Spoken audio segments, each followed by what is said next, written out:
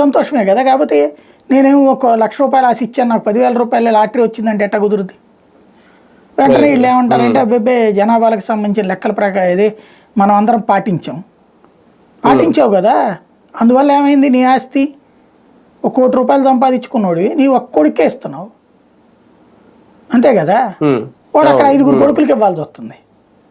అట్లాగే వనరులైన అంతే కదా, ఏం చేయాలి? వాడికి ఒకడికి ఒకడే పుట్టాడు, ఇంకోటికి 4 పుట్టారు కాబట్టి అందరికీ సమానంగా ఇవ్వమంటే ఒప్పుకుంటాడు ఈయన?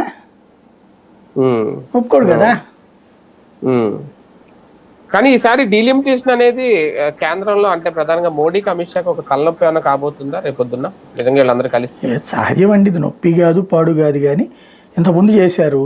మనకి ఇదివరకు విజయవాడలో కృష్ణా గుంటూరు జిల్లాల మధ్య తెనాలి అనే ఒక పార్లమెంట్ సీట్ ఉండేది. ఒకప్పుడు రోసే కూడా గెలిచాడు పార్లమెంట్ సీటు. మరి ఆ సీట్ తీసేశారే, మల్కాజ్గిరికి ఇచ్చారు కదా. అది అప్పట్లో సికింద్రాబాద్ ఉండేది, హైదరాబాద్ ఉండేది. అడిషనల్గా మల్కాజ్గిరి అని ఒక సీటు పెంచారు అక్కడ.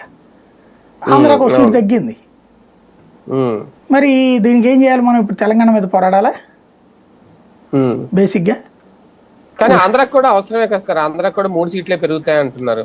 అవును కరెక్టే, నీ దగ్గర ఎంత ఉంటే అంత పెరుగుతుంది కానీ ఎక్స్ట్రా కాదు కదా. నాకు తెలిసి అయితే 40 దాకా పెరగాలి. జనాభా ప్రాతిపదికన లెక్కేసుకున్నప్పుడు ఏమైనా తగ్గుతుంది అని చూడాలి.